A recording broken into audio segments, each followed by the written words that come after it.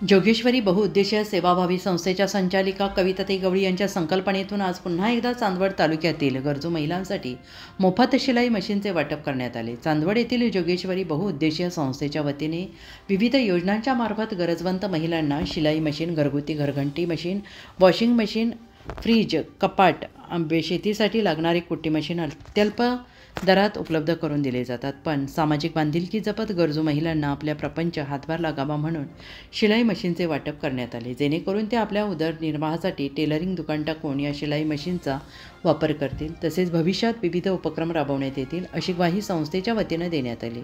आणि यावेळी संस्थेच्या संचालिका कविताताई गवळी, प्रवीण गवळी, रेखा तांदे, संध्या निर्भावणे, सीमा बोरसे, आनंद वानखेडे, ज्योती मोरे, विके कुशारे, गोपाल बडगुजर, निखिल गांगुर्डे आदींसह मोठ्या प्रमाणात महिला वर्ग यावेळी उपस्थित होता। नमस्कार, मी जोगेश्वरी बहुउद्देशीय संस्थेमार्फत संस्थेचे चालक कविता प्रवीण गवळी। तर आपण आत्तापर्यंत हजारो महिलांना सवलतीच्या मार्फत शिलाई मशीन, घरघंटी, कपाट, फ्रीज, वॉशिंग मशीन ह्या गोष्टींची वाटप केलेली आहे।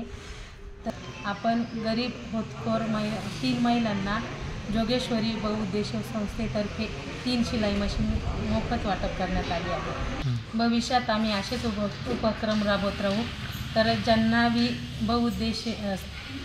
जोगेश्वरी बहुउद्देशीय संस्थेशी संपर्क करायचा असेल तर त्यांनी 90 75 28 55 90 या नंबरवरती संपर्क करावा। मी प्रज्ञा संजय भडांगे। मला जोगेश्वरी संस्थेमार्फत आम्हा सर्व महिलांना मोफत शिलाई मशीन मिळाली। तर आम्हाला एक नवीन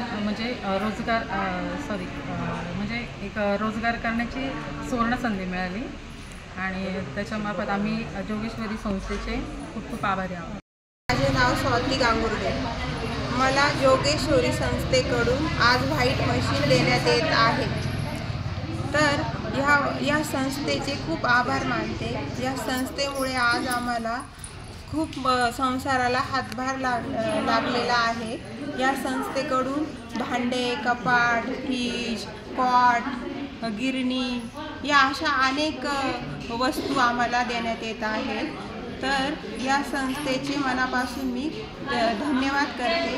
आणि कविता गवळी मॅडम आणि स्वाती पवार यांच्या दोघींमुळे आज माझे व्हाईट मशीन घेण्याचे स्वप्न पूर्ण होत आहे। तर यांना माझे मनापासून धन्यवाद। उत्तर महाराष्ट्र न्यूज नेटवर्कसाठी धनंजय पाटील, चांदवड।